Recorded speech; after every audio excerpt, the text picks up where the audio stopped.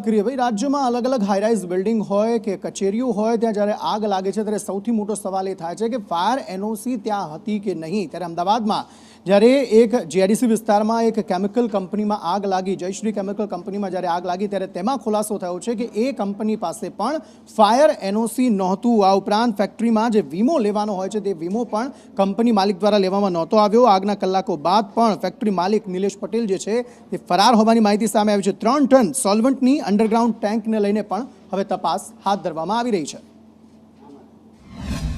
શહેરના વટવા જીઆઈડીસીમાં ગઈકાલે લાગેલી આ ભીષણ આગ કંટ્રોલમાં તો આવી ગઈ છે, પરંતુ આ આગને લઈને મોટા ખુલાસાઓ થઈ રહ્યા છે. જેમાં સામે આવ્યું છે કે જે આગ જે સ્તરેથી પ્રસરવાની શરૂઆત થઈ હતી તે જયશ્રી કેમિકલ પાસે ફાયર એનઓસી ન હોવાનું સામે આવ્યું છે. એટલું જ નહીં, પરંતુ આટલી મોટી જ્યારે ફેક્ટરી ધમધમતી હતી, અહીંયા આખી કેમિકલની આ ફેક્ટરી હતી, તો આ કંપની પાસે કોઈપણ પ્રકારનું ઇન્સ્યોરન્સ પણ ન હોવાનું સામે આવ્યું છે. એફએસએલ દ્વારા તપાસ કરવામાં આવશે કે આગ લાગવાનું કારણ શું છે, પરંતુ બીજી તરફ આ જે ફેક્ટરી છે તેમાં 3 ટન જેટલે સોલ્વન્ટની આખી એક અંડરગ્રાઉન્ડ ટેન્ક છે તે ઊભી કરવામાં આવી હતી. કોની પરવાનગીથી આ કરી અને તે પરવાનગી હતી કે નહીં તેને લઈને પણ તપાસ કરવામાં આવશે, કારણ કે આ જે આખી જોઈ શકાય છે કે આખી ફેક્ટરી છે તે બળીને ખાક થઈ ચૂકી છે.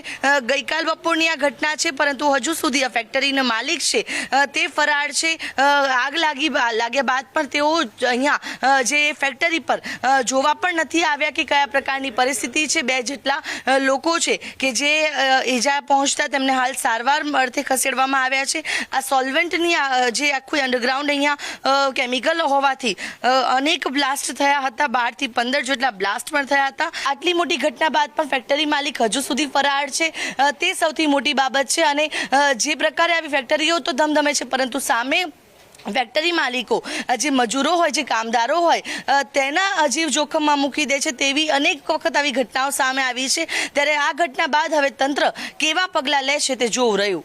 કેમેરા પર્સન મનીષ વાણિયા સાથે આયુષી યાજ્ઞિક, સંદેશ ન્યૂઝ, અમદાવાદ.